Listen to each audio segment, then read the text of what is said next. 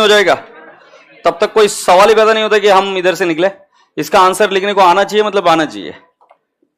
और तुम्हारे लिए भी अच्छा है ना कि भाई 1.5 घंटा किसी चीज में डाला है, 2 घंटा किसी चीज में डाला है, आगे ऐसे ही झुंझुना हिलाते थोड़ी ना चले जाएंगे घर पर। इसका तो आंसर आना ही चाहिए ना, हाँ या ना। मतलब अभी अगर नहीं समझ में आता, पहले की बात तो रहती, बात अलग थी कि लेक्चर ही अटेंड नहीं करे, लेक्चर अटेंड कर लिया, अब ये आता है तो सॉल्व कर इस निकलने को ना, समझे कि नहीं। अब भाई सीधे बैठ जा, ओए दे छुरी, फटका दे जोर से, दे दे दे एक बार, दे दे छुरी, दे रे।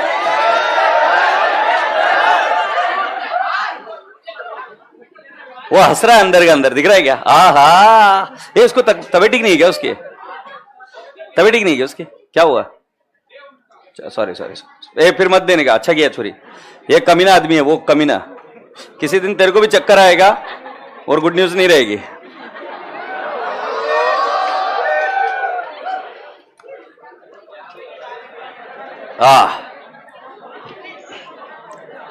आज की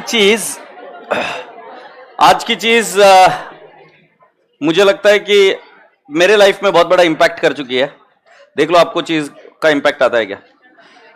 मुझे लगता है कि किसी भी चीज का शॉर्टकट नहीं है, और जो चीज शॉर्टकट से होती है वो विनाश की होती है।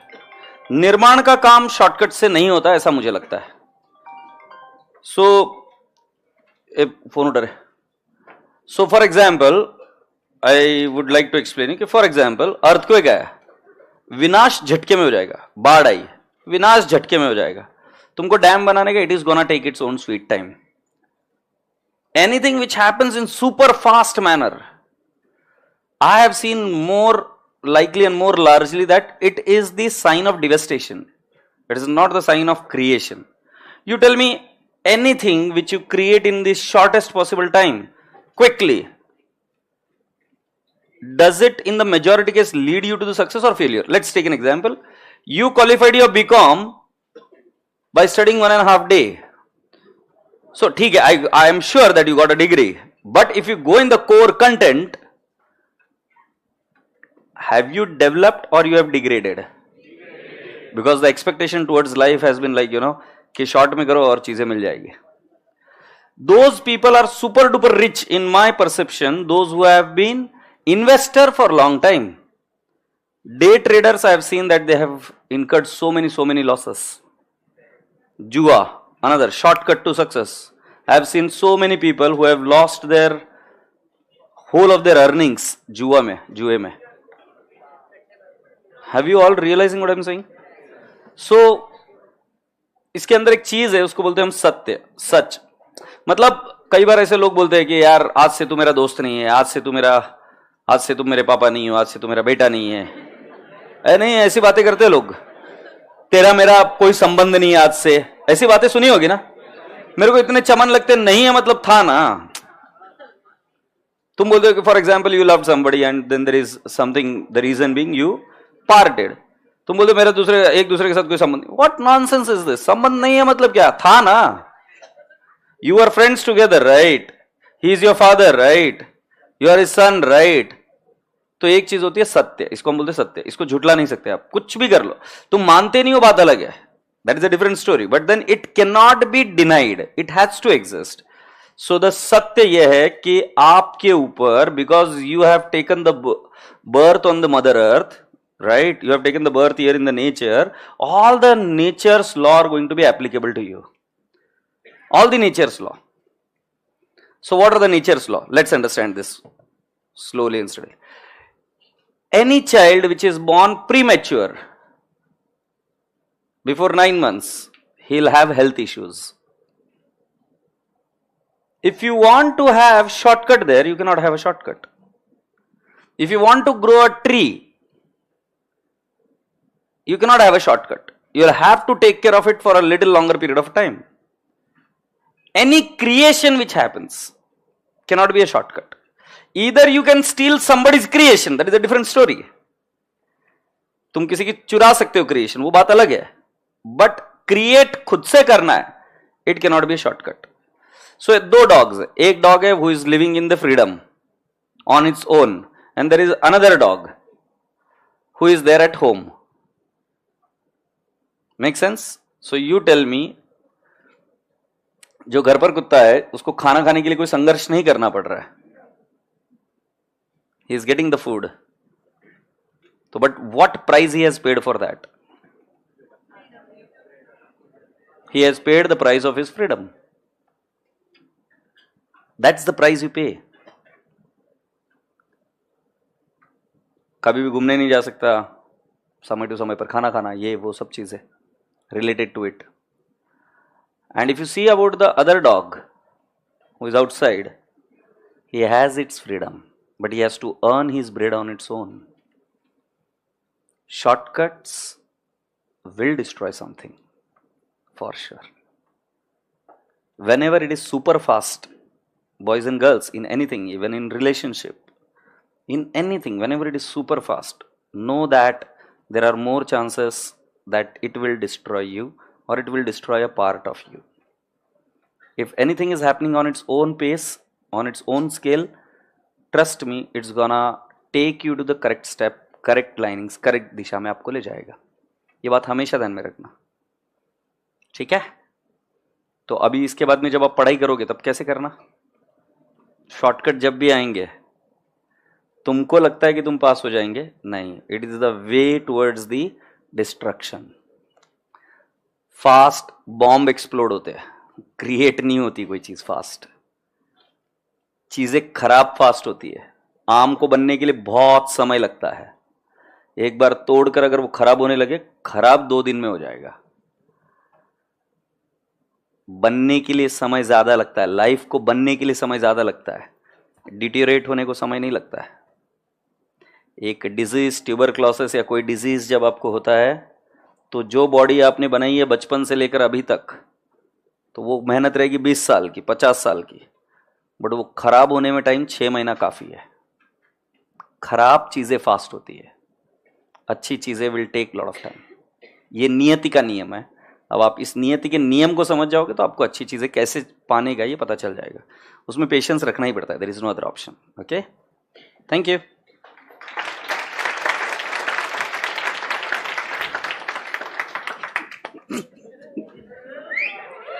देखो अभी कैसे गंदी गंदी बात. सर आज तक मेरे को कोई लड़की नहीं मिली है तो वाइफ अच्छी मिलेगी क्या? ये अरेंज मैरिज वाली भाषा है ये. और ये कौन सी उम्र की बातें कर रहे हो यार? अभी तू बच्चा ही है अभी तक. साले मूछे पूरी निकली नहीं तुझे, कुछ भी बड़बड़ करता है यार. मूछे तो निकल जाए यार अभी एक बार की. तेरे जितना था ना, मैं गोटियां खेला करता था अभी तक. नीचे जा करके कभी भौरा खेलो, कभी गोटी खेलो, कभी पतंग खेलो, कभी क्रिकेट खेलो. तेरे को बातें आ गई बड़ी बड़ी. वो सपोज मान ले मिल गई, खिलाएगा क्या? क्या खिलाएगा उसको? पापा पैसे दो. इडियट. चलो शुरू करते हैं राजा. मैं आपको क्या समझा रहा हूं इसमें एक चीज, जब मैं नीचे गया अभी तो मुझे एक चीज रियलाइज हुई कि एक मसला यह है कि अभी आपको लॉजिक समझ में आया ऐसा मुझे लगता है, बट तुमको यह समझ में नहीं आ रहा साला प्रेजेंटेशन कैसे करें. तो एक बार लॉजिक पहले मैं चेक कर लेता हूं 2 पार्ट को. लॉजिक आ रहा है कि नहीं आ रहा है एक बार चेक कर लेता हूं. नहीं मैं चेक करता हूं, ठीक है. Initial recognition on the date of transaction, पक्का. फिर subsequent recognition on the balance sheet date. Monetary item, closing rate. Non monetary item carried at historical cost.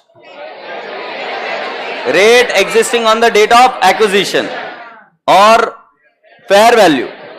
Closing rate. Foreign currency exchange difference. Transfer to P&L. अच्छा, asset बढ़ी तो gain की loss, asset कम हुई तो gain की loss. Liability बढ़ी तो gain की लॉस, लाइबिलिटी कम हुई तो लाइबिलिटी एक केस में बढ़ रही है तो लॉस होएगा. लाइबिलिटी कम हो रही तो क्या होगा? प्रॉफिट. डेटर्स बढ़ रहा है तो क्या होगा? प्रॉफिट. डेटर्स कम हो रहा है तो क्या होगा? लॉस. तुमको कंफ्यूज करने के लिए वो सारे टर्म्स रुपीज में देंगे. रुपीज में देंगे तो आप उसको किस में कन्वर्ट कर लोगे?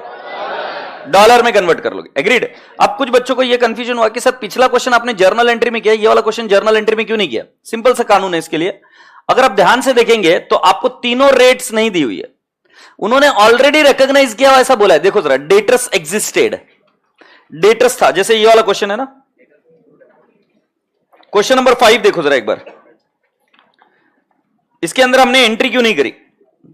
सो बेटा जी क्वेश्चन नंबर 5 में ऐसा बोला गया था कि debtors include amount due, that means what, already entry हो चुकी है, हाँ नहीं। बट अगर यही वो क्वेश्चन देखेंगे, इलस्ट्रेशन नंबर 1, करीम लिमिटेड बोरोड $4,50,000, इसमें सब ट्रांजैक्शन दी है, यस और नो। बट यहां पर क्या बेटा जी, डायरेक्टली डेटर्स दिया है। तो अब मैं आपसे वापस क्वेश्चन पूछता हूं, अगर इसका क्वेश्चन नंबर 5 का, इसका आंसर मत देखना। तो बेटा जी डेटर्स कितना था, 9 लाख। तो अपने दिल से पूछो डेटर्स कैसे बना होगा, जिस दिन रिकॉग्नाइज किया उस दिन की रेट कितनी थी। तो बेटा कितनी रेट थी उस दिन, 72। मैंने डिवाइड बाय किया तो मुझे कितने डॉलर मिले, $12,500 मिले क्या। अब बेटा जी उसके बाद में क्लोजिंग रेट कितनी है, 73.5। अब मुझे बताओ डेटर्स का रिसीवेबल बढ़ेगा या कम होगा, कितने रुपए से बढ़ा, 1. सो बेटा जी 1.5 इंटू 12,500 कितना आया, 18,000। सो ये गेन आया कि लॉस आया, आगे चला मैं और आगे 1 अप्रैल को, नहीं 1 अप्रैल नहीं, कब, नहीं बस इतना ही था ना क्वेश्चन में। तो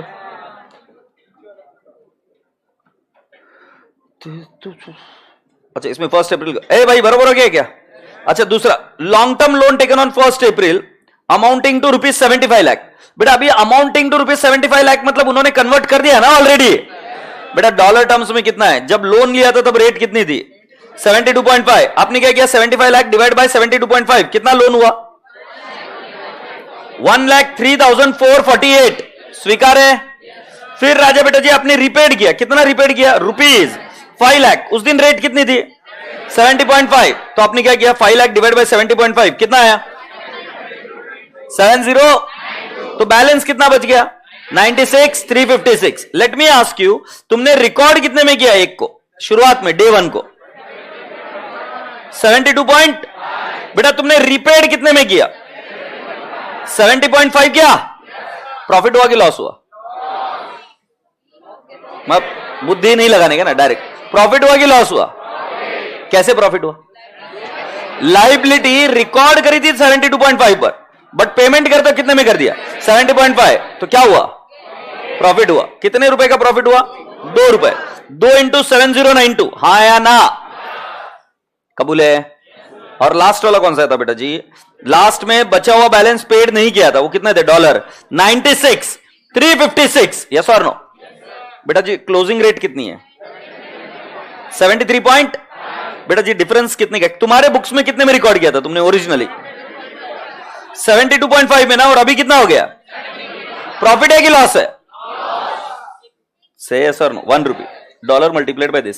जब भी डेटा डॉलर में ना दिया जाए पहले डॉलर में निकालो, उस दिन क्या रेट थी उससे डिवाइड कर कर पहले convert them into what, dollar. अच्छा क्वेश्चन नंबर 1 और इसमें क्या फर्क है, उसके अंदर आपको डेट सीक्वेंस वाइज ट्रांजैक्शन पूछी है, इसके अंदर ट्रांजैक्शन नहीं पूछी है। इसके अंदर क्या लिखा है, लास्ट में पढ़िए वहां पर क्या लिखा है, explain briefly the accounting treatment needed in the following cases as per AS 11, ये लिखा है। और बेटा जी क्वेश्चन नंबर 1 में जाके पढ़िए क्या लिखा है, उन्होंने ये लिखा है, Karim limited borrowed, X limited prepares financial statement, rate of exchange reporting so and so, अलग अलग डेट की रेट्स दे रखी है। तो बेटा जी एक तो ये देखेंगे तो ये क्वेश्चन एक ही है बोरोइंग का, जिसके अंदर आपको डेट ऑफ बोरोइंग दी है, बैलेंस शीट डेट दी है और डेट ऑफ रीपेमेंट दिया है। जाहिर सी बात है उसके अंदर हमने जर्नल एंट्री कर दी, बट इस केस में उन्होंने जर्नल एंट्री की गुंजाइश नहीं रखी क्योंकि डेटर्स में ऑलरेडी वो इंक्लूडेड था। और बेटा जी बोरोइंग भी इंडियन रुपीज में कन्वर्ट कर दी थी 75 lakh.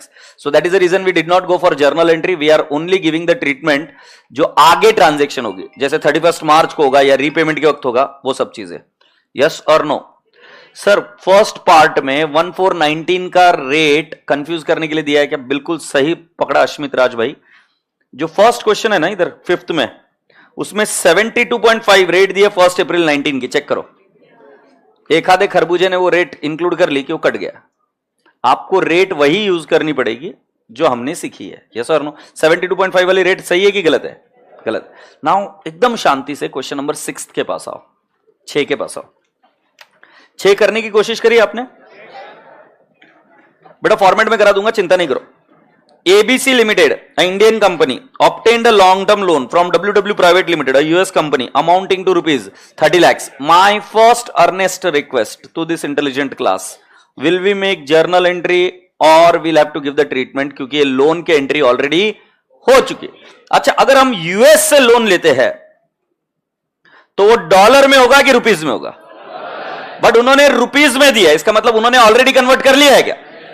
It was recorded at US dollar 60। तो बेटा जी एक बार मुझे सोच के बताओ कितना होगा? 30 लाख डिवाइड बाय 60 कितना आएगा? $50,000। सो बेटा जी मैंने लिख दिया डॉलर 50,000। रेट बताओ?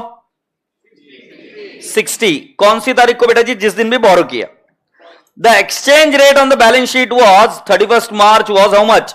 62। सो बेटा जी ये कब? जब बोरिंग करी तब, है ना? अब बैलेंस, अच्छा 50,000 इंटू 60 कितना हुआ? 30 लाख हुआ गया। नाउ 31 मार्च 18, डॉलर तो 50,000 ही है बेटा, रेट कितनी है? सो बेटा जी 50,000 इंटू 62 31 लाख। शांति से मुझे एक बार सोच के बताओ, ये बोरिंग है कि एसेट है मेरी? बोरिंग बढ़ती है तो प्रॉफिट हुआ कि लॉस? सो क्या बेटा मैं बोलूं क्या? फॉरेन करेंसी एक्सचेंज डिफरेंस, ये इन द ब्रैकेट लॉस है, 1 लाख है क्या? अच्छा 1 लाख डायरेक्ट शॉर्टकट से भी निकाल सकते हो। कैसे? 50,000 डॉलर है क्या? इंटू रुपी 2, हाँ 2, सॉरी 60 और 62 का डिफरेंस। कितने बच्चों को ये आ गया? समझ आ गया पूरी क्लास को? ठीक है। Trade receivable includes amount receivable from Preksha limited ₹10 lakh. बेटा किस में दिया है वैल्यू? रुपीज में। Recorded at prevailing exchange rate on the date of sale 1 USD is equal to 59। तो बेटा डॉलर क्वांटिटी कितना है? 10 लाख डिवाइड बाय 59 कितना आ रहा है? 16949। हैप्पी? आगे बोला है the exchange rate on the balance sheet 31 March 18 was USD 162। मैं आपसे पूछता हूं, आपने रिकॉर्ड किया था 59 पर, तो ये आ रहा था कितना?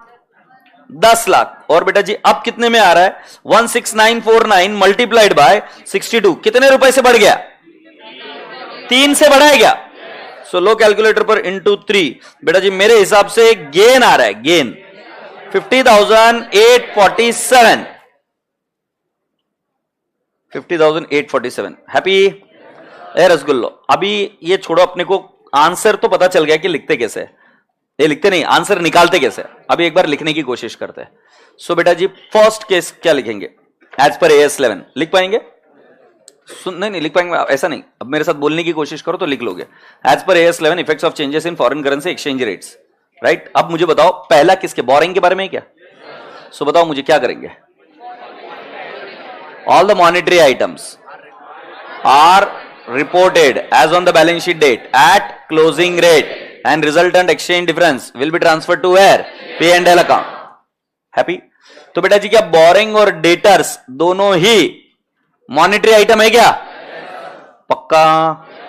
गुड। तो हम उतना ही रिलेवेंट पोर्शन हमने ध्यान में किया कि मॉनेटरी आइटम, क्योंकि बोरिंग भी मॉनेटरी आइटम है और डेटर्स भी मॉनेटरी आइटम।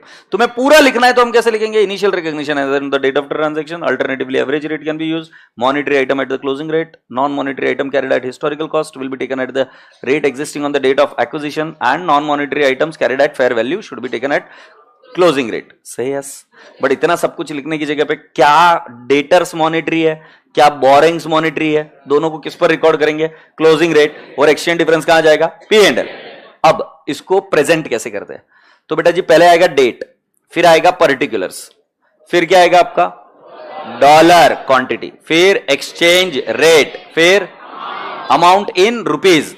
अगर आप चाहो तो उसके नीचे एक लाइन लेकर आप ये भी लिख सकते हो, exchange difference transfer to P&L। मतलब ये कैसे होगा? ये देखो आपका कॉलम ऐसे बन जाएगा, date, particulars, dollar, rate, amount. Agreed? अब बेटा जी इधर एक डेट आएगी, दो डेट आएगी, फिर इधर एक कंक्लूजन आ जाएगा, फिर एक डेट आएगी, दो डेट आएगी, फिर इधर क्या आ जाएगा? कंक्लूजन। कंक्लूजन मतलब क्या? Foreign currency exchange difference will be debited to P&L account as income or debited to P&L account as expense or credited to P&L account as income। अगर असेट बढ़ रही है तो बेटा जी वो इनकम है, अगर असेट कम हो रही है तो लॉस है, लाइबिलिटी बढ़ रही है तो लॉस है, और लाइबिलिटी कम हो रही है तो क्या है? गेन। इसमें दो आइटम है, एक बोरिंग है और एक कौन है?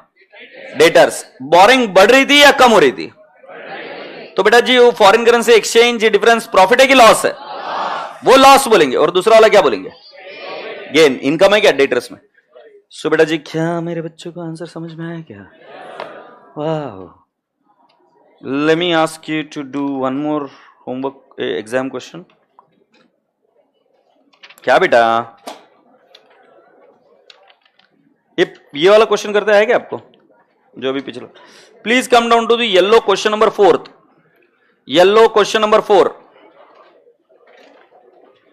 Yellow question number 4। We are there on page number 37। बेटा ये कौन से एग्जाम में आया था? May 18।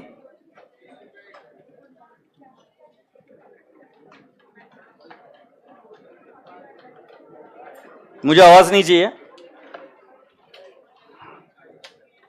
अच्छा, इसमें लास्ट लाइन में क्या लिखा बेटा जी? You are required to pass necessary journal entry as per AS 11। पहले क्वेश्चन पढ़ लीजिए, फिर हम आगे की बात करेंगे।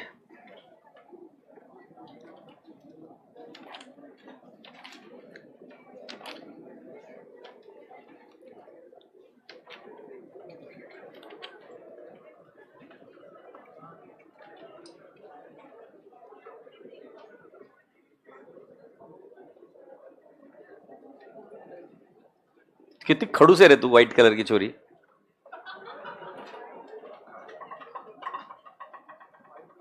बेशरम। Question number 4। चलो एक बार इंग्लिश में बोल के बताओ क्या क्या लिखोगे। एक काम करते, किसी एक बच्चे को दे दे। हाँ भाई, वो चालू कर तू। हाँ, ए ऑरेंज कलर की छोरी, हाँ तू खड़ी हो जा। ऑरेंज कलर तू ही है ना? हाँ। तेरा फेवरेट कलर क्या है? डर मत, तेरे को नहीं पूछ रहा है। हाँ, वो आगे पिंकी है ना वो छोरी? वो तेरे आगे पिंकी है ना वो? यार पिंक नहीं चाहिए यार, पिंक में बॉयज नहीं आएंगे। तू दूसरा बोल। नहीं, पिंक कलर की। तू बता तेरा फेवरेट कलर क्या? व्हाइट। हाँ, व्हाइट तो उसी को दे, उसी नालायक को दे। हाँ,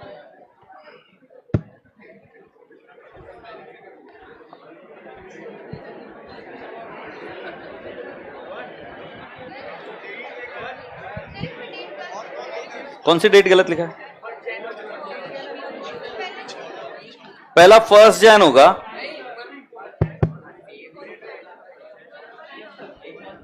ये 1/7 होगा ना?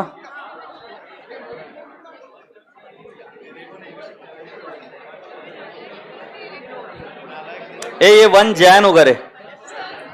ये 1 जैन होगा। ओके, ये 1 जैन होगा। और फिर ठीक है। हाँ, बाकी सही है। गुड़िया सुनना, नाराज नहीं हूं, बस मुझे इसका आंसर एक बार बताने की कोशिश करो। और अगर तुम नहीं बताना चाहती हो तो that is also okay, but I want you to give the answer correctly. कैसे लिखोगे आप? क्या विजुअलाइज कर पा रहे हो बताओ।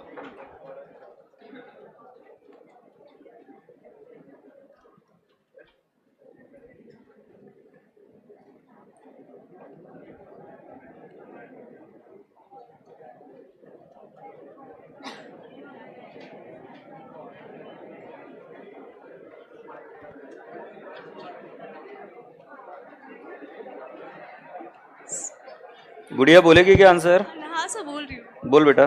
सर पहला तो जर्नल एंट्री पास करेंगे, फर्स्ट वाली।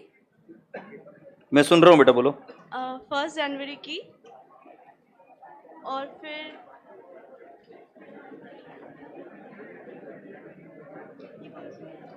फिर रीपेमेंट वाली जर्नल एंट्री पास करेंगे, 69.5 रुपीज़ वाली।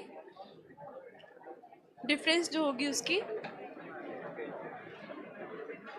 1 रुपीज़ से।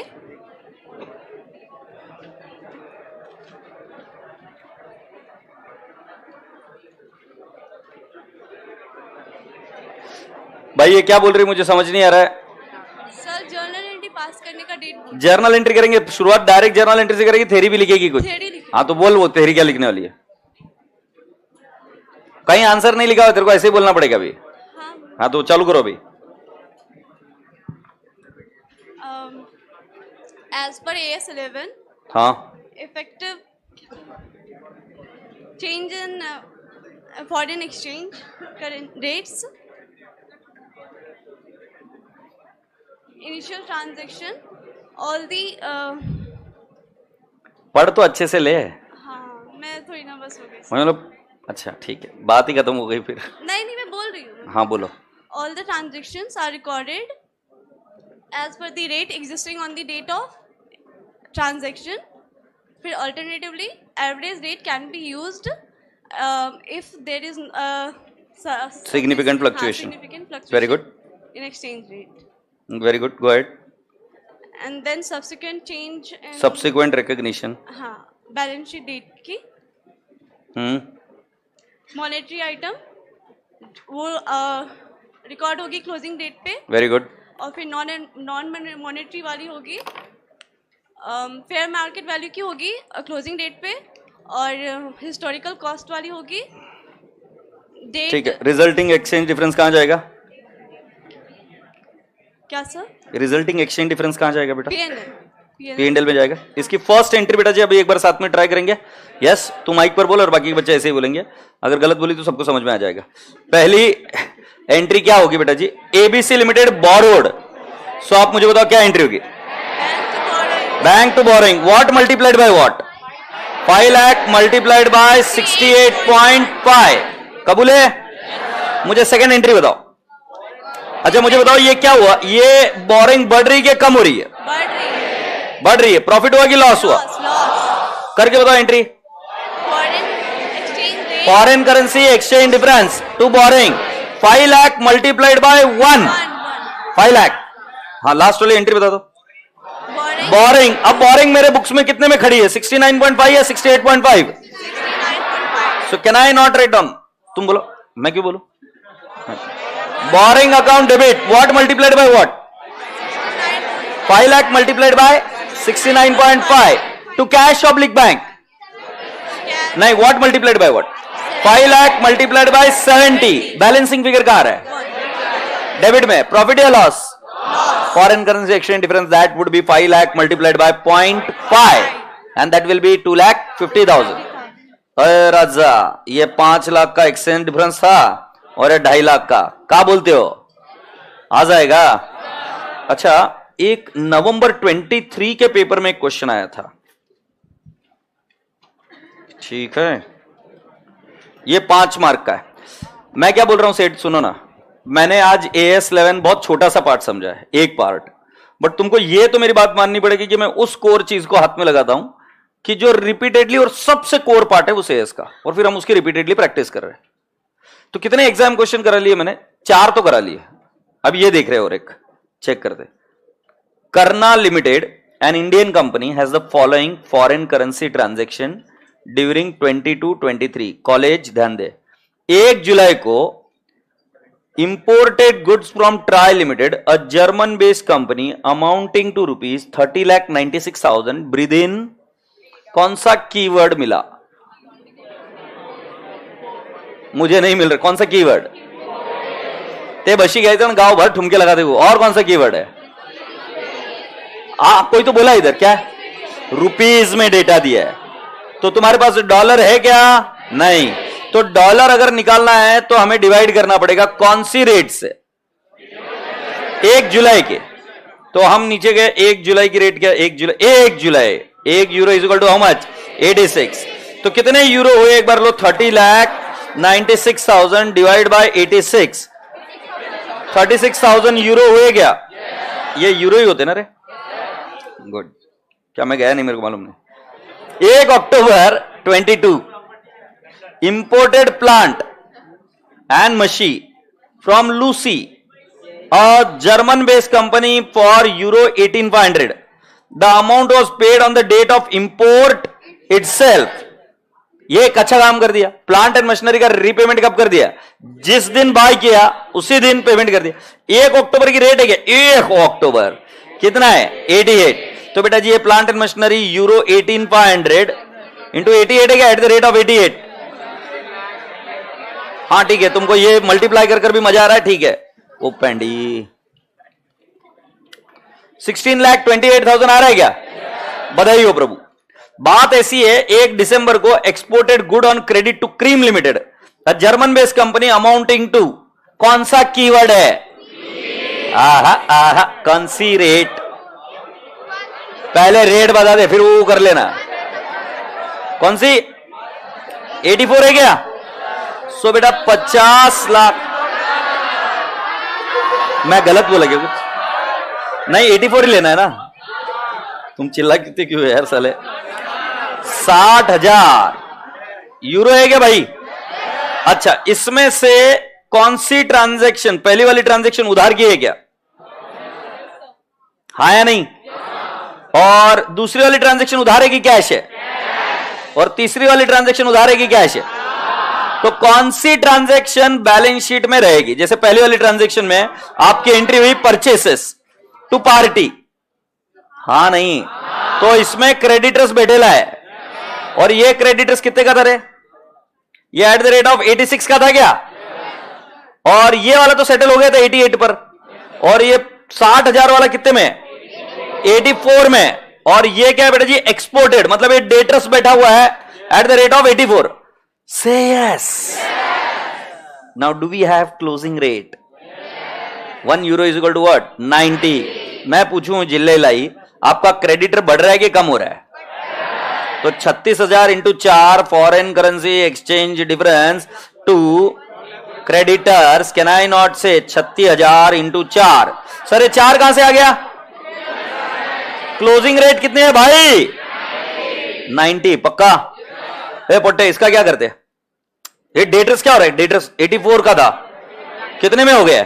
90। क्या एंटर हो जाएगा? Debtors to foreign currency exchange difference 60,000 into 6, 3 lakh.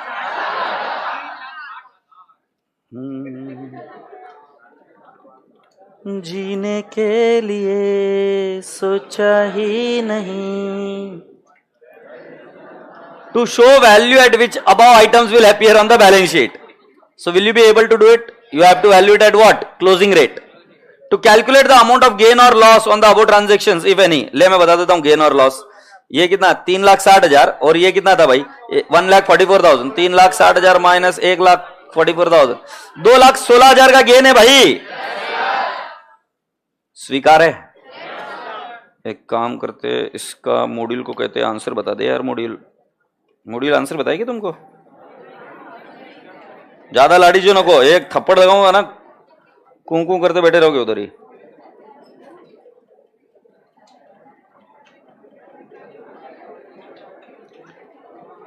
अरे सजेस्टेड किधर चले गए?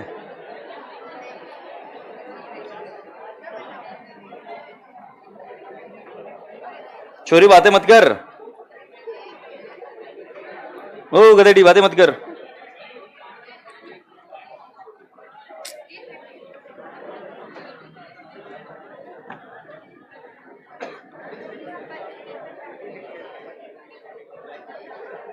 एक कौन बच्चा है उधर? ए सुनना, मॉक टेस्ट पेपर में है क्या क्वेश्चन? देख तो एक बार।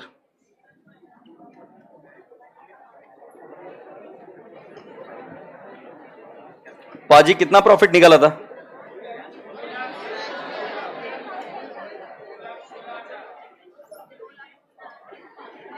यही वाला है। 3,60,000 और 1,44,000 बराबर है क्या नहीं? और नेट इफेक्ट कितना है? 2,16,000। गेन है कि लॉस है? और items will appear in the balance sheet. Trade payable तुम्हारा 90 रुपए के हिसाब से रहेगा क्या भाई? और ट्रेड रिसीवेबल भी 90 रुपए के हिसाब से 60,000। और ये कितने का था भाई? 36,000 था ना? आशा करता हूं कि ये कराया था मैंने। और फिर वो बाकी का तो जो जो चीज हमने पढ़ी थी वही है। Foreign currency monetary item should be reported using closing rate. Non monetary item which are carried at historical cost denominated in foreign currency should be reported at the exchange rate on the date of transaction, मतलब rate existing on the date of acquisition. Exchange difference arising on settlement of twin. ये कहां जाता है रे भाई?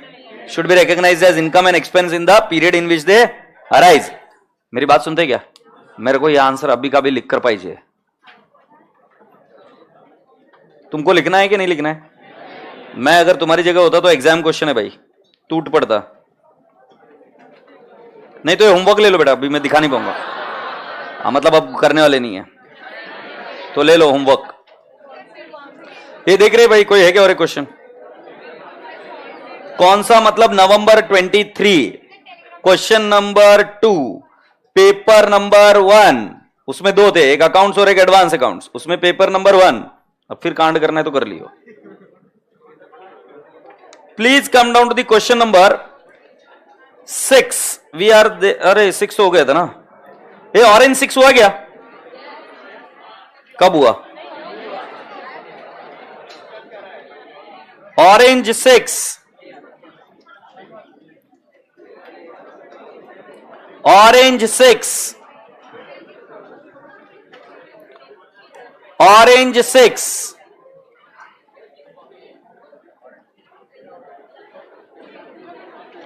आप पढ़ पा रहे हो क्या कि नहीं आ रहा है?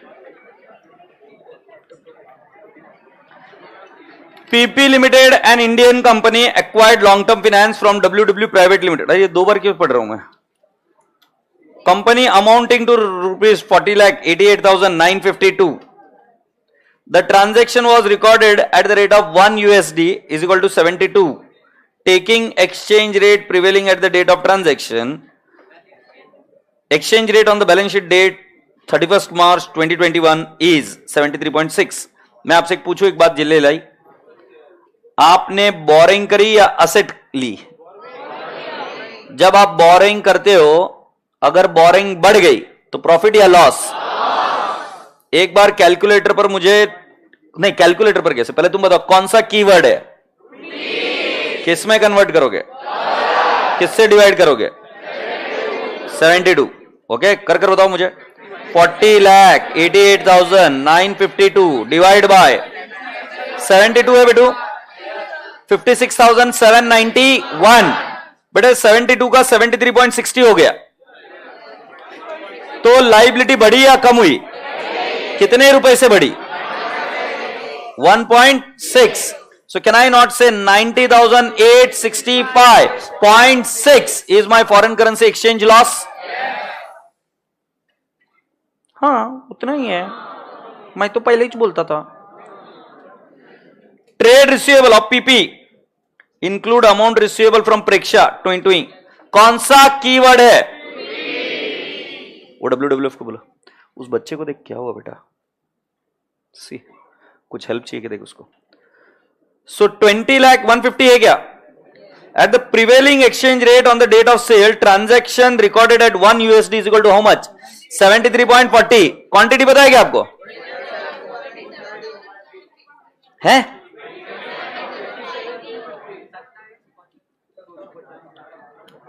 27,250 है क्या dollar? The exchange rate on the balance sheet in USD1 is equal to how much? 73.60. ए रसगुल्लो, मुझे एक बात बताओ ना, ये डेटर्स है ना, ये डेटर्स बढ़ रहे कि कम हो रहे? 20 पैसे से बढ़ रहे क्या? इंटू 0.2 54। आप कुछ खरबूजे कहां कटते हैं? एक्सचेंज रेट ऑन 1 अप्रैल 2020 74 ले ले और कूद जा खड्डे में खुद ही। 74 लेते, कितना लेते? 73.6 और फायदा कितने का? 0.2 का। 5450 है क्या? मेरे को फॉर्मेट याद नहीं है, फॉर्मेट बताओ एक बार। पार्टिकुलर्स, डॉलर रेट, अमाउंट, और उसके बाद में नीचे कंक्लूजन। दो लिखने के बाद में कंक्लूजन, ये दो लिखे कंक्लूजन। बेस्ट है साले, कमीन हो, ब्रेक में जाने के पहले ऐसे मरे हुए गए थे। तुम्हारा मूड इतना जल्दी खराब होता है ना, पता नहीं कैसा चलेगा काम।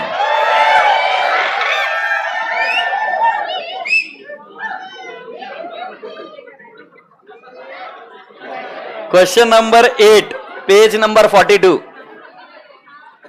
Question number 8, question number 8, page number 42।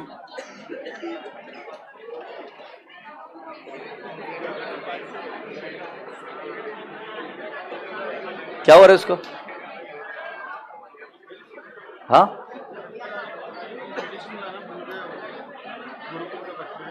कौन सी मेडिसिन चाहिए बेटा तुमको? ओ भाई, वर्टिगो है क्या? वर्टिगो है क्या दादा? क्वेश्चन नंबर 8 देखो रे, क्वेश्चन नंबर 8 बेटा, इतना दूसरे को रूममेट पर ध्यान नहीं देते बेटा, अपनों को संभाल लो। हाँ क्या है, ये आदत बहुत गंदी है, हमेशा दूसरों के यहां पर क्या चल रहा है अच्छा नहीं है। After some point in time it will become dangerous for you. ठीक है, take care of your roommate, take care of your family, take care of your people. X limited purchase fixed asset $5 lakh on 1st Jan 2018 from an American company Messrs M&M Limited. The amount was payable after 6 months. मतलब 1 जनवरी को खरीदा, इनके बाप का राज था, बीच में 31 मार्च आई और 30 जून को पेमेंट होगा, बराबर है। 31 मार्च बीच में घुसेड़ी इन्होंने। फिर अरे नहीं नहीं, ये फॉरवर्ड कॉन्ट्रैक्ट वाला ये नहीं पढ़ा सकते, छोड़ दो।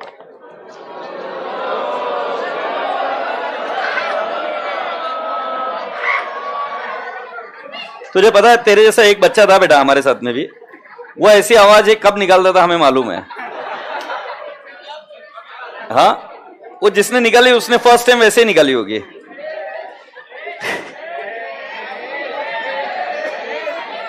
चलिए, now I want everyone to put down their pens, come down to the question number 7। We are there on page number 25। बुढ़िया बात नको कर। Question number 7 page number 25। Question number 7, page number 25. Classify the following items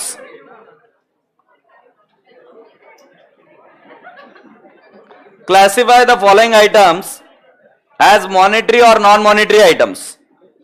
Inventories,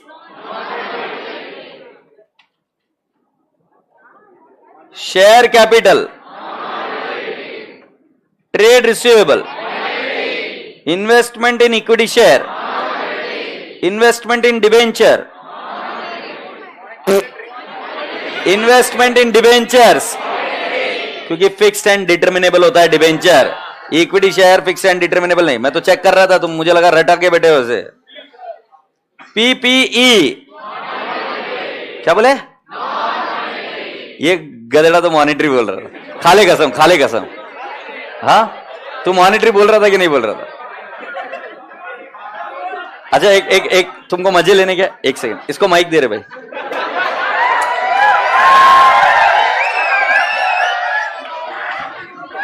hello hello, मुझे एक बात बताओ, monetary item का मतलब क्या? Fixed and determinable. तो मुझे इतनी सी बात बता दे, वो plant and property and equipment fixed and determinable कैसे है? प्लांट एंड मशीनरी कभी भी चेंज हो सकते हैं, तो नहीं है वो, सॉरी रॉन्ग बोला था। हाँ, रॉन्ग बोला था मैं, रॉन्ग बोला था तू? अच्छा, कैसे होगी फिर शादी बता मुझे अभी, इतनी बड़ी मिस्टेक करेगा तो।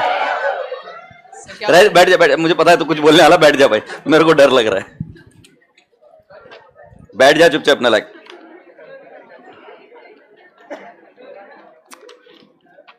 एक और क्वेश्चन करेंगे ऐसा ही, जिसको जाने का उठो और जाओ, अपने पैर है। जय हिंद बेटा, जाओ। Question number 15 page number 49। जय हिंद बेटा, जाओ। हाँ, अरे सॉरी, क्वेश्चन पूछ रहा है यार, क्वेरी पूछ रहा है ना, संतोष देना माइक उसको। क्वेश्चन नंबर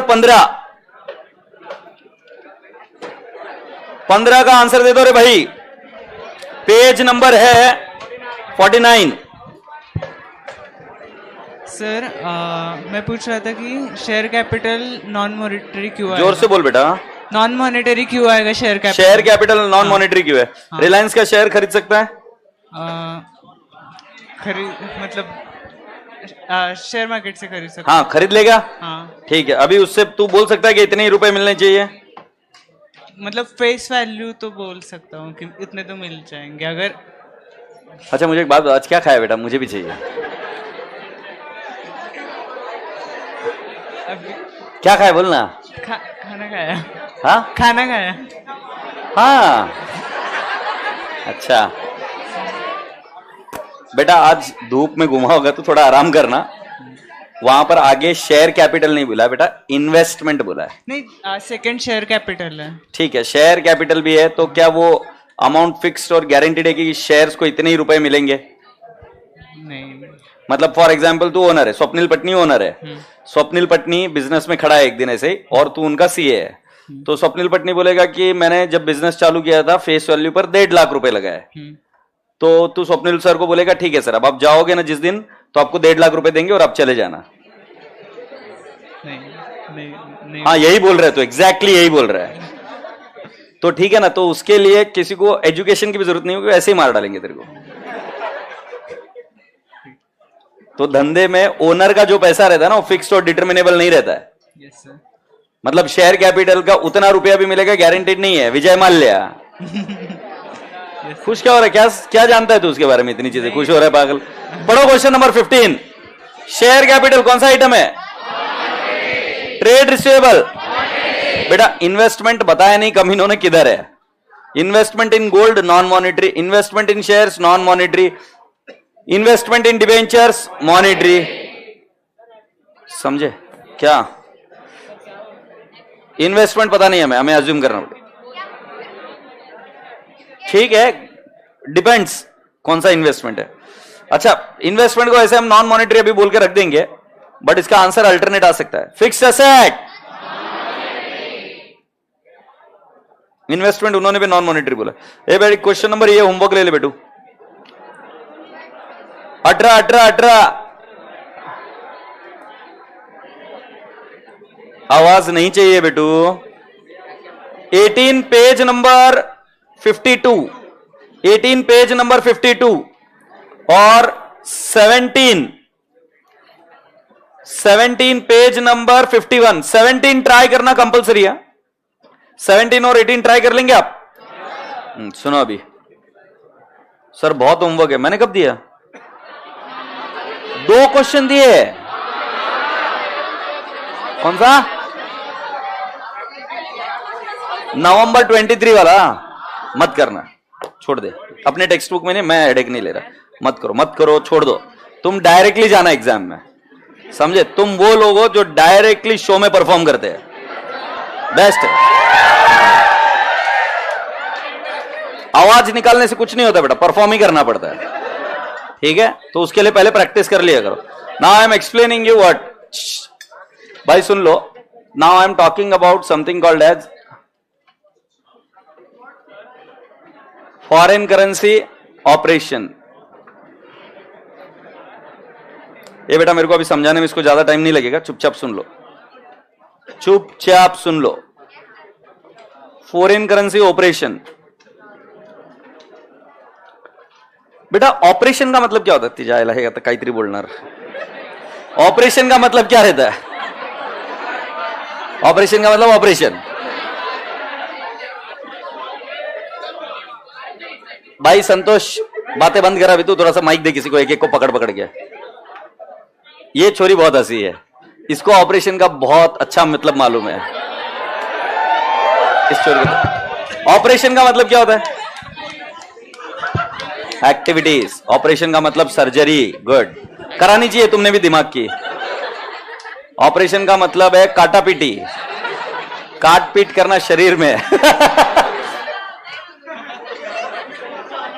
बिजनेस के अंदर जो काम चल रहा है वो ऑपरेटिंग एक्टिविटी, CFS।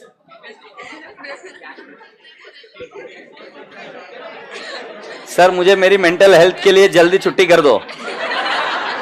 सुप्रिया सांस ले बेटा, सांस ले।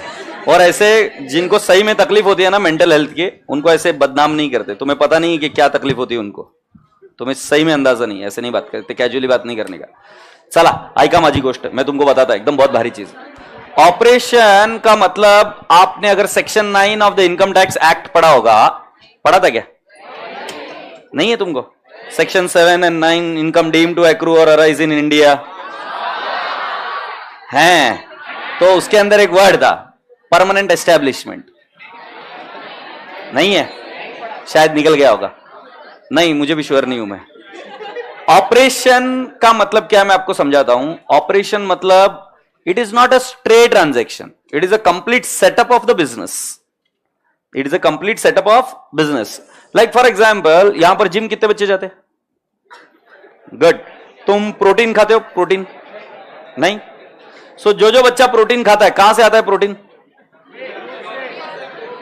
No no, in the earlier days when I used to go to the gym, मुझे पता है मैं दिखता नहीं हूं जिम जाने वाला, बट किसी जमाने में गया था मैं। उस एक आदमी ने, वो वहां पर कोई तो जिम ट्रेनर नाम का एक खूंखार प्राणी रहता है, वो पहले 2-3 दिन में इतना मोटिवेट करता है कि फिर आपको जो बॉडी में पार्ट नहीं था वो भी रियलाइज होने लग जाता है। कहां कहां पर भाई साहब, मतलब चाल बदल गई थी मेरी।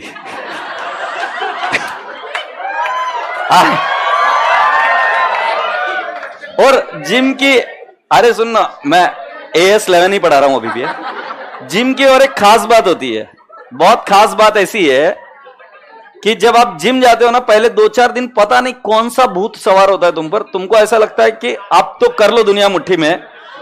तो अरे सुन लो ना, तो मेरे को उसने बत्ती दी। मेरे को आज भी याद है कि मैं नया नया CA बना था, पता नहीं क्या दिमाग में था, बहुत यंग था। वो बंदा मुझे बोलता है, जिम ट्रेनर मेरा, पहले तो बहुत करवाई एक्सरसाइज वगैरह, फिर मेरे को दुखने लगा, मैंने बोला इट्स पेनिंग, तो बोले कि आपको प्रोटीन लेना चाहिए और ये प्रोटीन खाओगे ना तो फिर you will be all well. I said हो सकता है भाई प्रोटीन की कमी है सही में। तो देन दिस गाय सेज मी कि एक कोई बॉक्स आता है, बॉक्स नहीं डिब्बा आता है, वो जार, और उस पोट्टे ने मुझे बताया कि ये जार हम इंपोर्ट करते हैं। You realise this? हम इंपोर्ट करते, ये इंडिया में नहीं बनता है, ये फॉरेन से बना कर आते हैं। मेरा भाई साहब, उसने उस समय मेरे को लूटा था बहुत, जार को बेचकर।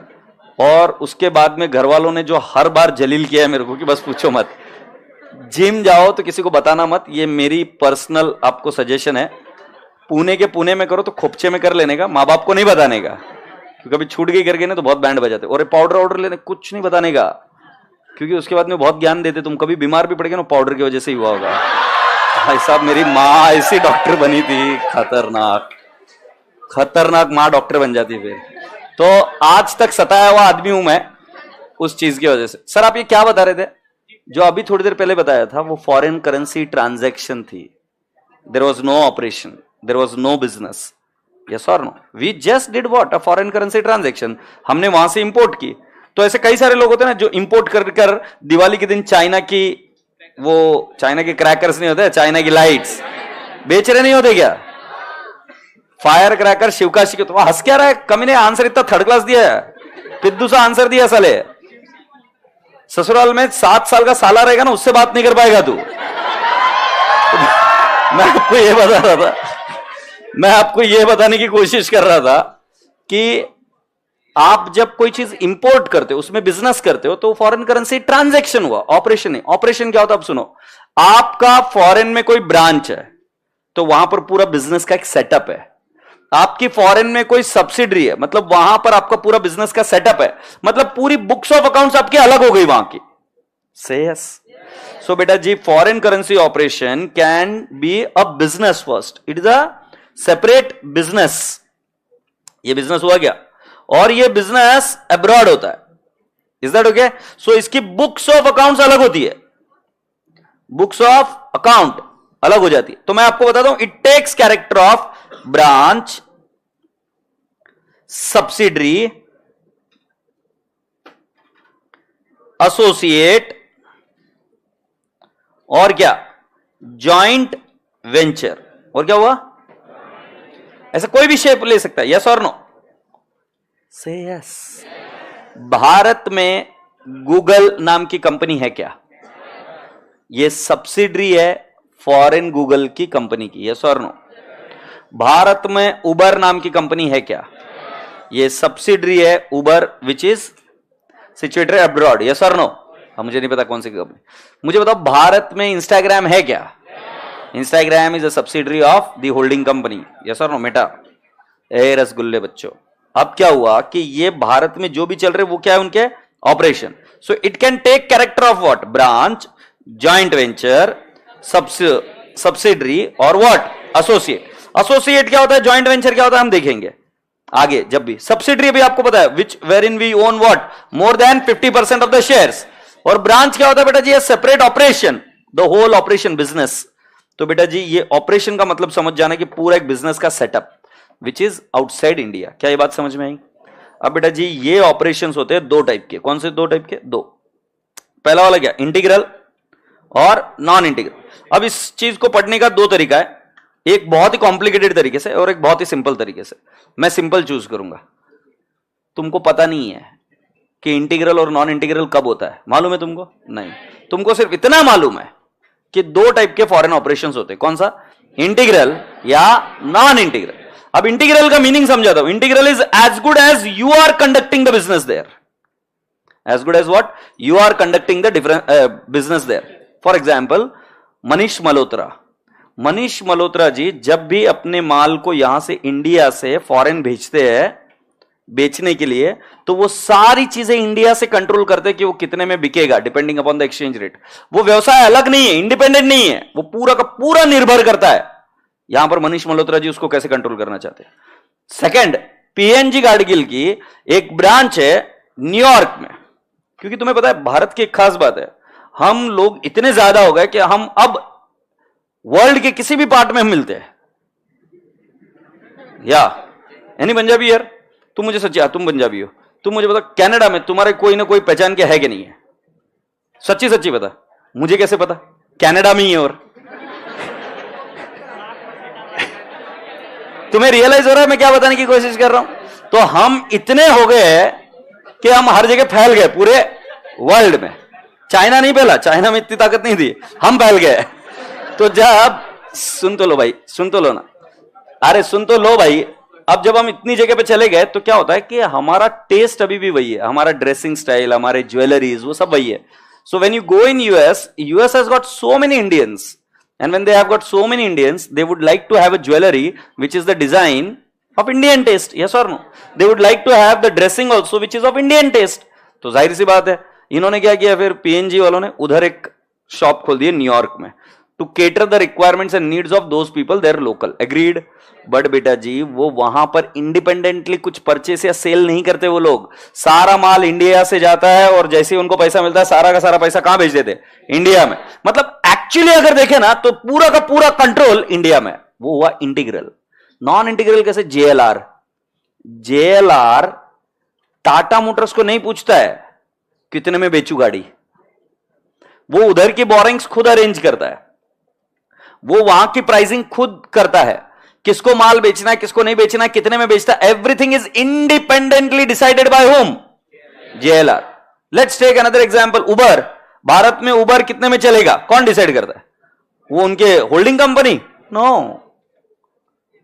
You getting my point? He is just an investor, उन्होंने भारत में इन्वेस्ट किया। फॉर एग्जाम्पल अमेजॉन, भारत में कौन सा प्रोडक्ट कितने में बिकेगा कौन, वो अमेजॉन डिसाइड करता है क्या? होल्डिंग कंपनी नहीं, सब्सिडरी यहां का यहां डिसाइड करती है, इंडिपेंडेंट है वो। Yes or no? So there are two ways in which a business is conducted. One is they will form a subsidiary and subsidiary will function on its own, and the other one is we will take every small decision on our own. Yes or no? तो integral और non integral क्या होता है मैं कल बताऊंगा उसका difference. But आपको यह समझ में आए कि इंटीग्रल में ट्रांजैक्शन कौन कंडक्ट कर रहा है? आप। इंडिया में बैठकर यूएस में ट्रांजैक्शन आप कंडक्ट कर रहे हो। नॉन इंटीग्रल में क्या, आपका सिर्फ उसमें इन्वेस्टमेंट है। अब जैसे फॉर एग्जांपल ऐसा क्यों नहीं हो सकता, टाइगर ग्लोबल नाम सुना है आपने? कौन है ये टाइगर ग्लोबल? कौन है? अच्छा, वॉरेन बफेट नाम सुना है? कौन है वॉरेन बफेट? है investor. He is not taking the decision. You are right, he is investor. He will invest into various companies but is not taking the decisions. He is giving them their independence. Take the decision. Tiger Global, he is also an investor. He doesn't take the decision. He only invests the money. He just gives the what? Funds. But ऐसे कुछ लोग होते हैं जो funds देते हैं और पूरा का पूरा कंट्रोल करते हैं। बेटा अगर इतनी सी बात में समझाने में सक्सेसफुल रहा तो अगला ट्रीटमेंट मुझे लगता है मैं जैसे ही आपको कोई एक दो लाइन बोलूंगा आप अपने आप ट्रिगर कर लोगे कि अच्छा ऐसा ट्रीटमेंट क्यों बना। फिर दोबारा एक बार शांति से पूछता हूं, इंटीग्रल मतलब क्या होता है? कौन डिसीजन लेता है? कौन? इंटीग्रल का मतलब the HO takes the decision, holding takes the decision. Yes, integral मतलब जिस व्यक्ति ने इन्वेस्ट किया वही डिसीजन ले रहा है। और नॉन इंटीग्रल मतलब क्या होता है? सब्सिडरी, मतलब the decision is taken by us, मतलब द होल्डिंग और decision is taken independently. Good. तो इंटीग्रल में क्या होता है? We govern the transaction, agreed. और दूसरा नॉन इंटीग्रल में we are just investor, agreed. All transactions independently, और यहां पर all transactions are conducted as if dependent on HO और होल्डिंग लिख देता हूं बस, एचओ या होल्डिंग पर डिपेंडेंट है, ठीक है। संतोष इधर जल्दी से, फुर्ती से उठ गया, पकते इधर, हाँ इसको देख लो, ये संतोष है, ठीक है। संतोष अभी के लिए मेरे साथ काम करता है, ठीक है। अगर ये कोई काम कर रहा है और मैं इसका इन्वेस्टर हूं, मैंने पैसे लगाए इसके बिजनेस में और मैं इसको गाइड कर रहा हूं कि तू ऐसा कर, वैसा कर, ये कर, वो कर, तो ट्रांजैक्शन कौन कर रहा है? संतोष के बेस में सारी की सारी ट्रांजैक्शन मैं ही कर रहा हूं क्या? Make sense? अब इसके एक्सचेंज डिफरेंस कुछ भी प्रॉफिट या लॉस हो, वो सब कुछ मैं बियर करूंगा। तो इस केस में इंटीग्रल फॉरेन ऑपरेशन आपको ऑलरेडी आता है, same like foreign currency transaction. ये मैं पढ़ा चुका हूं आपको ऑलरेडी, आपको आता ही है। दिखाऊं तुमको? Initial recognition on the date of transaction और alternatively which rate? Average rate. दूसरा balance sheet date, monetary item, non monetary item carried at historical cost, rate existing on the date of acquisition. और दूसरा carried at fair value, closing rate, foreign currency exchange difference, P&L। सीधा simple सा बात है, transaction अगर मैं conduct कर रहा हूं तो इसका सारा का सारा ओनस भी मैं लूंगा और मेरे P&L अकाउंट को ठोकेंगे। एग्रीड? गुड। इधर आ जाए संतोष। अब संतोष सपोज मान लो ये नॉन इंटीग्रल फॉरेन ऑपरेशन है, ओके, और ऐसा फील कर चलो कि ये सारी ट्रांजैक्शन इंडिपेंडेंटली करता है।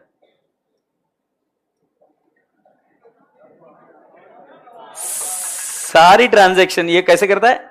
इंडिपेंडेंटली। इंडिपेंडेंटली का मतलब मेरा कोई कंट्रोल नहीं है, मैंने सिर्फ इसको क्या दिया है? पैसा दिया है, मैं इसमें इन्वेस्टमेंट किया है। एग्रीड? जैसे टाटा ने इन्वेस्टमेंट किया इसके अंदर। अब मुझे बताओ ये कहां सेल करेगा? फॉर एग्जांपल JLR कहां सेल करेगा? ये चाइना सेल करेगा, यूरोप सेल करेगा, यस और नो? ये कहीं पर भी सेल करेगा इसकी ट्रांजैक्शंस, यस और नो? अब अपने दिल से पूछो, ये ट्रांजैक्शन कंडक्ट करेगा इसकी खुद की कंट्री में, यूके में, मे बी इन पाउंड, ये पाउंड में कंडक्ट कर रहा है ट्रांजैक्शन सारी, तो इसका ट्रायल बैलेंस बन रहा है इंडिपेंडेंटली। इसमें परचेस भी है, सेल्स भी है, परचेस रिटर्न भी है, सेल्स रिटर्न भी है, सैलरीज है, वेजेस है, all blunder, all types of transactions are there in his trial balance. Agreed? Common sense लगा के बोलो सर, इसके यहां पर क्या रेट चल रही है ये तो सोचता भी नहीं, ये तो क्या कर रहा है? ट्रांजैक्शन किए जा रहा है ना। अभी जैसे मैं मेरा बाय सेल कुछ कर रहा हूं, तो मैं मेरी बाय सेल में कुछ कर रहा हूं, तो मैं मेरे इंडियन करेंसी में करते जा रहा हूं ना, मैं देखता हूं क्या डॉलर की रेट कितनी, नहीं। वैसे ये भी यूके में अपनी अपनी ट्रांजैक्शन कर रहा है, क्योंकि खुद अपनी एक इंडिपेंडेंट कंपनी, यस और नो? मैं तो जस्ट इसके अंदर एक इन्वेस्टर हूं। अब मसला क्या हो गया कि जब मैं इसको कन्वर्ट करूंगा इंडियन रुपीज में, क्यों करूंगा? क्योंकि मैं इसकी होल्डिंग कंपनी और ये मेरी कौन है? सब्सिडरी। सब्सिडरी में हमें क्या करना पड़ता है? कंसोलिडेशन। कंसोलिडेशन कैसा करना पड़ेगा? मैं रुपीज में हूं, तो ये भी किस में कन्वर्ट होगा? रुपीज में। अब जब ये रुपीज में कन्वर्ट होगा तो इसकी जितनी भी ट्रांजैक्शन है मैं कन्वर्ट करूंगा डॉलर की या पाउंड की, किसमें? रुपीज में। साला इसके अंदर क्या आएगा? फॉरेन करेंसी एक्सचेंज डिफरेंस आएगा कि नहीं आएगा? मसला ये है, how can I transfer foreign currency exchange difference to P&L account when my whole intention was not to conduct a transaction here, he was conducting his transaction on his own, yes और no? That is the reason for non integral foreign operation, changes in exchange rate is not my nature of business, I am an investor. इसीलिए इसका foreign currency exchange difference मेरे P&L में नहीं जाके hit कर सकता, वो जाता है रिजर्व्स एंड सरप्लस, FCTR में। जिन जिन बच्चों का EPS टॉपिक हुआ, थोड़ा सा क्लिक करो अपने आप को, ये क्या कर रहा है वो मेरी जिम्मेदारी है, मैं इन्वेस्टर हूं। इसकी एक्सचेंज रेट चेंज हो रही है, सिर्फ कंसोलिडेशन पर्पस के लिए मैं इसको ले रहा हूं मेरे बुक्स में, तो मुझे इंडियन रुपीज में लेना पड़ेगा। अगर इसका फॉरेन करेंसी एक्सचेंज गेन है, मेरा ईपीएस बढ़ गया, पर धंधे से बढ़ा गया नहीं, मैं इसका फॉरेन करेंसी एक्सचेंज लॉस आया तो मेरा ईपीएस कम हो गया, अरे पर धंधे का कहां रिफ्लेक्शन आ रहा है? स्टैंडर्ड सेटर ने बिल्कुल लॉजिकल काम किया कि बोला नॉन इंटीग्रल फॉरेन ऑपरेशंस है ना, उसका exchange difference can not go to P&L, it has to go to where? Foreign currency translation reserve account. जल्दी से एक बार बताओ, तुमको ये बात क्लिक हो रही है क्या? दो टाइप के ऑपरेशन है, एक as if I am conducting the transaction there, और दूसरा as if he is conducting on its own, but I am just the holding company of that company, I am just the investor in that company, like Warren Buffett is the investor in so many companies, yes और no? तो अगर मैं investor हूं तो इसके exchange difference को मेरे P&L account को हिट करने का कोई सेंस नहीं है सर, यस और नो? सो राजा बेटा जी, एक्सचेंज डिफरेंस आ रहा है, उसको कहां ट्रांसफर करेंगे हम? Foreign currency translation difference. ये फर्स्ट पॉइंट समझ में है?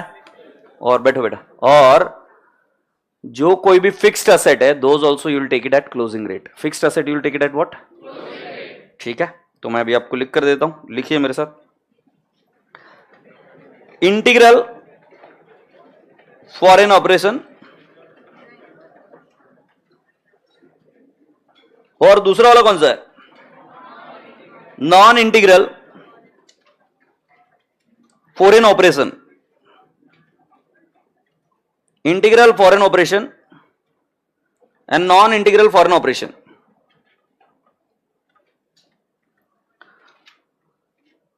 पहला वाला देख लो, इनिशियल रिकॉग्निशन,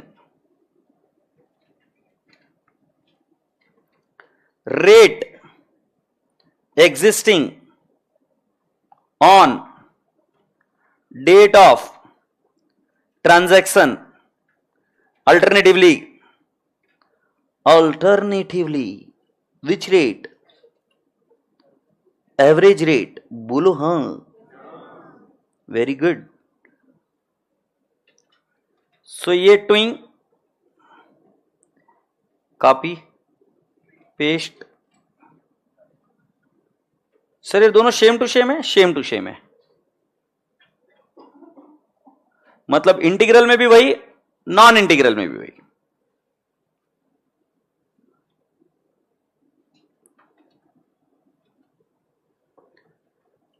इश्क और प्यार का मजा लीजिए, थोड़ा इंतजार का। सजा हो गई ना? पकड़ो रे उस आदमी को जाके, सीए कर बेटा।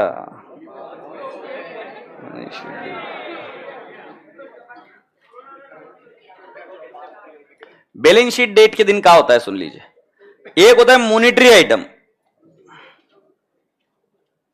तुमने पता है आज इसका डेफिनेशन बहुत गंदा बोला था, मॉनिटरी आइटम। मॉनिटरी आइटम को कौन सी रेट? बहुत बढ़िया बेटा, क्लोजिंग रेट। और ये भी कौन सा? Closing rate. फिर नॉन मॉनिटरी आइटम, क्या बोला? फॉरेन ना, इसको नॉन मॉनिटरी में फेयर वैल्यू वाला कौन सी रेट बे? Closing rate. और ये क्लोजिंग रेट। हाँ, इधर बदल है, इधर बदल है, इधर बदल है, बदल बदल बदल बदल बदल at historical cost.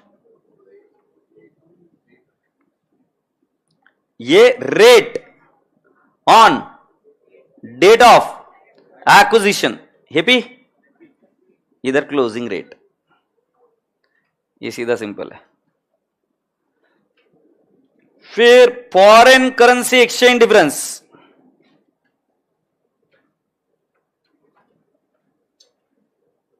Exchange difference how? मैं लिख रहा इधर P&L में इनकम भी हो सकता,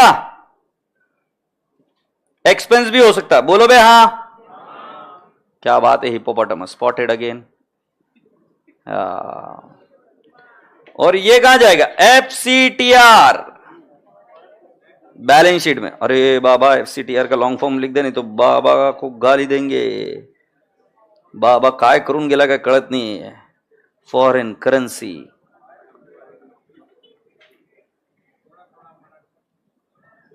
हो गया बेटा। मेरी तो खुद की ही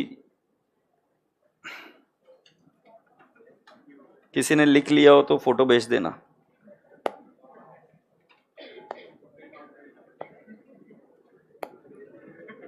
आपको कैसे पकड़ूं? आपने आपके वजह से सीए करने की इच्छा हुई। चल झूठी। हाँ भाई, नहीं नहीं, मैं तुमको बताऊंगा दो में से, अगर ऑप्शन है तुम्हारे पास, दो में से क्या बनने का है। सीए या अच्छा इंसान? पहले अच्छा इंसान बनो, फिर दूसरा है। सुन ले बे, ये इतना सा याद कर लेंगे फिर बात खत्म हो गई अपनी। और ये याद किए बिना तो जाने दूंगा नहीं। और तुमको पता है मैंने पिछला वाला भी बहुत देर तक याद कराया था, फिर उसके बाद में तुमको मार्क्स मिलना चालू हो गए थे। तो पहले तो ये याद कर लो। पहले डिफरेंस कहां पे है? शिट, इंटीग्रल का तो सेम वही है ना फॉरेन करेंसी ट्रांजेक्शन का। साला सर तो अकेला एक्साइटेड हो रहा है, हमको कोई एक्साइटमेंट नहीं है, ज्यादा है ना, देड़ हुशारी मत कर। वापिस से बताओ, इंटीग्रल का जो ट्रीटमेंट है वही का वही ट्रीटमेंट फॉरेन करेंसी ट्रांजेक्शन का भी था। तो मैं तुमको एक अंदर की बात बताता हूं, इंटीग्रल और नॉन इंटीग्रल में सिर्फ छोटा सा फर्क है। जो हिस्टोरिकल कॉस्ट पर था ना, वो क्लोजिंग रेट पर है, और जो एक्सचेंज डिफरेंस P&L को ठोक रहा था ना, वो कहा जा रहा है फॉरेन करेंसी ट्रांसलेशन रिजर्व। ठीक है, ये देखो, ये क्या है? पेन। एक और पेन दे रहे, आ जाओ, ये दे दे, रिमोट दे दे, रिमोट दे दे। हाँ, ये दिख रहा है तुमको? ये इंडिया में है अभी। कहां है? इंडिया में। और अभी ये फॉरेन में आएगा, उधर नहीं जाता रे, बहुत दूर है। ये फॉरेन में जाएगा, दिख रहा है क्या? ये इधर 50 रुपए में मैं भेजा इसको, ले रे भाई 50 को 85 में भेज रहा हूं। ठीक है, ये कितने में भेजा रे? मैं एचओ हूं, वो कौन है? ब्रांच, हबीबी। ठीक है, इधर आ जा हबीबी। मैंने जब इसको भेजा तो 85 लाख में भेजा, 85 लाख में भेजा। ठीक है, ये रुपीस में था। अब ये आ गया हबीबी तुम्हारे सामने। हबीबी, मुझे बताओ कितने में रिकॉर्ड किया तुमने? तुमने 85 में किया। अच्छा, हाँ, अच्छा, ये बच्चे ने 85 में रिकॉर्ड किया, ये इसके एक्सचेंज रेट के हिसाब से करेगा, क्योंकि हबीबी किस में रिकॉर्ड कर रहा है? दिनार में। मैं रुपीस में भेजा, तेरे को रुपीस कैसे समझेगा रे येड़े? तेरे को क्या समझेगा? दिनार। तो ये दिनार को क्या करेगा? जो मैंने भेजा उसको कन्वर्ट करेगा और फिर रिकॉर्ड करेगा। बोलो हाँ या ना? तो ये पाजी दिनार में रिकॉर्ड किए, हम किस में रिकॉर्ड किए? रुपीस में। मैं एचओ हूं और ये ब्रांच है, इसने रिकॉर्ड किया दिनार में और मैंने रिकॉर्ड किया रुपीस में। अब क्या कर रहे हैं? बेस्ट बेस्ट बेटा, ये वहां से मुझे उसका ट्रायल बैलेंस भेज रहा है। क्या भेज रहा है? इसने मुझे ट्रायल बैलेंस भेजा। किस में भेजा? दिनार में भेजेगा। मुझे उसको कन्वर्ट करना होगा किस में? रुपीस में। क्यों? क्योंकि मुझे मेरे अंदर इनकॉर्पोरेट करनी है उन सभी चीजों को। पर पाजी, जो ट्रांजैक्शन मैंने ही उनके साथ करी है उसको वापस दोबारा क्यों कन्वर्ट करूंगा रुपीस में? मुझे तो पता है ना कितने में भेजा है। ये तो कॉमन सेंस की बात है ना। तो goods send to HO, goods received from HO और ब्रांच अकाउंट, यस और नो? ये जो भी ट्रांजैक्शन विद एचओ और ब्रांच के बीच में है उसको कन्वर्ट नहीं करते बैठने का, वो एक्चुअली आपको पता है कितने में आपने कंडक्ट करी है, यस और नो? बस, थैंक यू सो मच। जाओ अभी जल्दी से और ये क्वेश्चन देख लो और बात खत्म कर दो। फिर तो तुमको इतना लॉजिक समझा, अभी क्वेश्चन भी नहीं देखूंगा। हाँ तो जाओ, उठो, अपने पैर लो और उठो और जाओ। अपने शरीर को उठाओ और लेके जाओ बोझ को यहां से। मैं भी थक गया हूं, लेके जाओ बोझ को अपने, उठा के उठाओ अपने शरीर को और ले जाओ यहां से। ये बस यही काम करता है, कोई आवाज निकालता है, बस बात खत्म। दम है नहीं इसमें 5 पैसे का।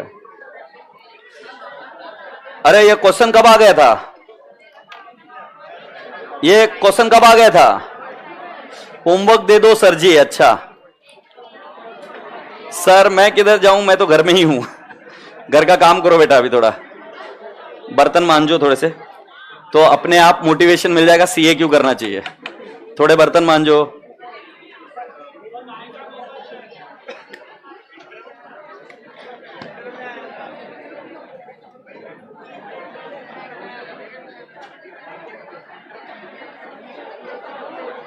Yes yes, you are right बेटा जी। कौन है ये बच्चा? निशान नामदेव, बहुत बढ़िया। Karan enterprises having its head office in Mangalore. बेटा please underline the word Mangalore. Mangalore कहां पे आता है? कर्नाटका. कर्नाटका में कौन सी करेंसी चलती है? तो हमारी रिपोर्टिंग करेंसी हुई रुपीज, क्योंकि एचओ वहां का है. And has a branch in Greenville, USA.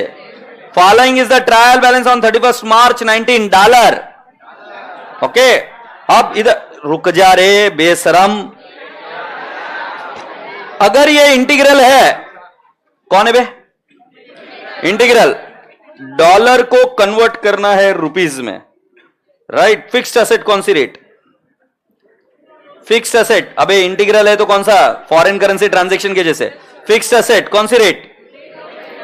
Rate on date of acquisition. Opening inventory, opening rate. Cash, closing rate है क्या भाई? Goods receive from HO. Sales.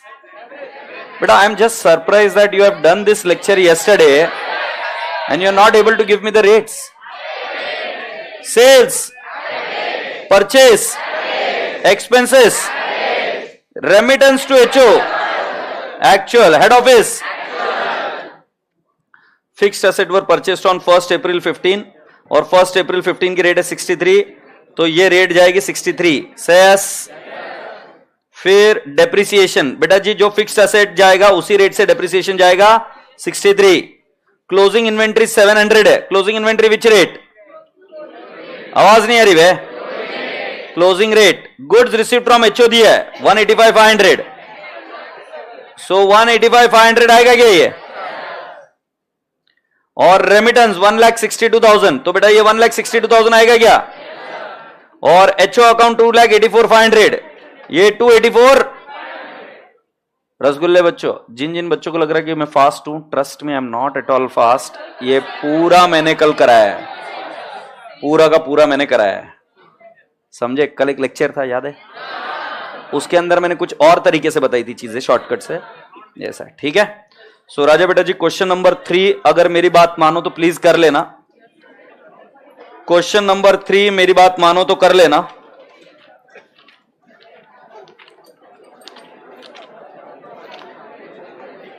चलो अभी चलते हैं यार घर पर, मेरे को भी बहुत देर से अभी घर की याद आ रही है.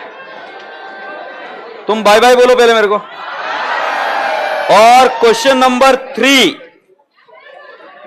क्वेश्चन नंबर 3 पेज नंबर 11.19 दोनों वाले, येलो और ब्लू दोनों वाले. चलो प्रेम से बाय बाय बोलो. Bye bye. बाय बाय बेटा, बाय बाय. अभी प्लीज आज मिलना मत, अब जाओ यहां से.